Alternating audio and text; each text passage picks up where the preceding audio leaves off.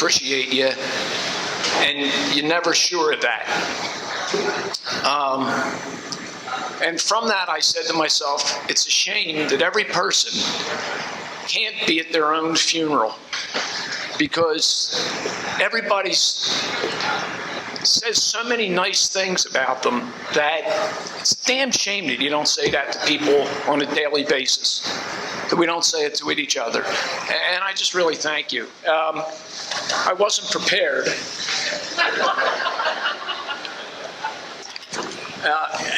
Happy birthday, kid, by the way.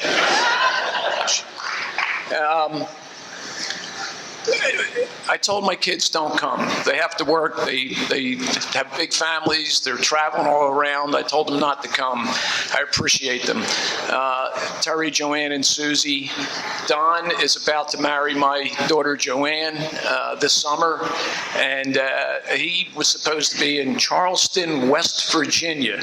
Somehow he chose this over that, and I appreciate that. I know it wasn't easy to do.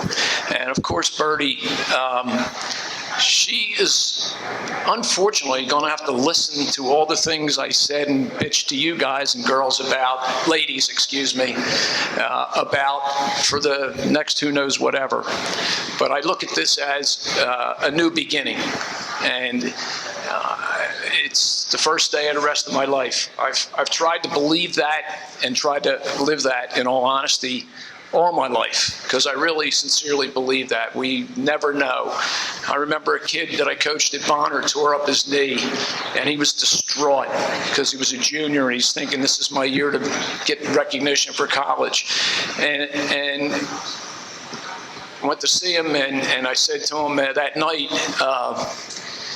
I hope you remember the feeling of when you went down, because I saw him grab his knee, writhe, and you could feel him saying, my life is over.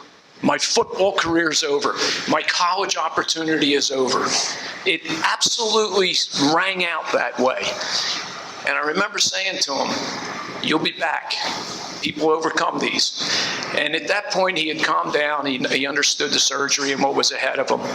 And I said to him, remember that feeling. Was that the feeling you had? And he said, yeah, it was. I said, remember, don't ever forget that feeling, so that every day of your life and every play that you ever do again in your life is possibly your last. So damn it, enjoy it. And that's the advice I can give to people.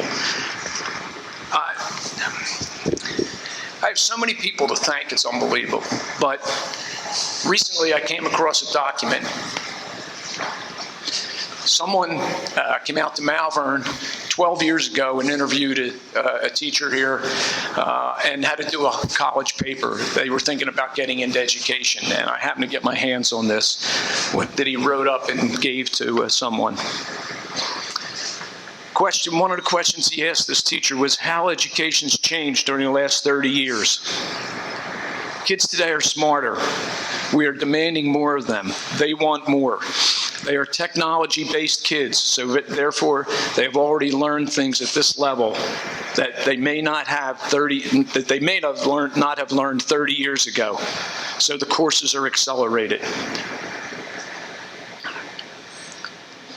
Does he think that ethics and morals should be taught in school or home? I don't think you teach those things. I think you model those things.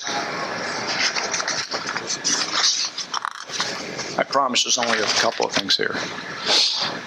How will teaching change in the next 30 years? Quote, teaching is becoming more student-centered as opposed to teacher-centered. The old lecture method in front of the classroom still may be an effective way of communicating substance to students, but more and more of these kids will be more hands-on because they will be able to do the work themselves through computer and technology. Problem solving, critical thinking will be integrated into the curriculum. Malvern doesn't teach to the test, but towards enrichment of the students. Faculty at Malvern can teach their subject without rules and regulations. They have the freedom to teach their subject the way they want to.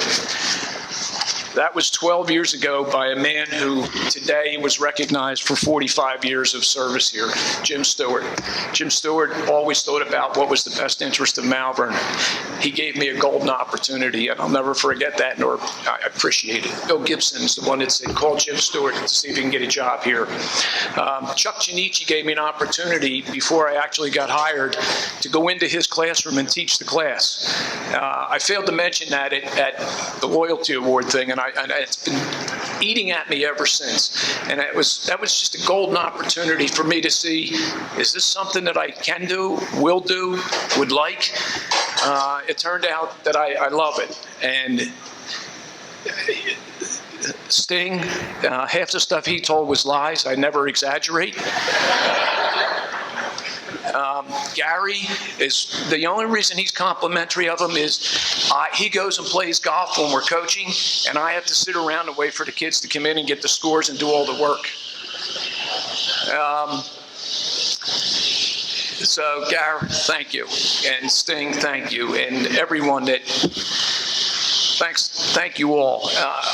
Matty McManus, I told him not to come. He's back there. Matty graduated 07?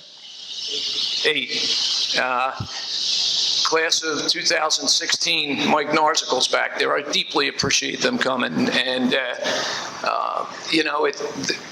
that's the reason we're all here. And if we ever forget that, it'll be a damn shame. Harriet, you were spectacular today. Everybody spoke very well. But Harriet, you really hit home with me in a lot of things. It was awesome. And one of the great things, I'm looking at Jim Stewart's picture there, and every time I think of Jim Stewart, I think of selfless, and I think of humility.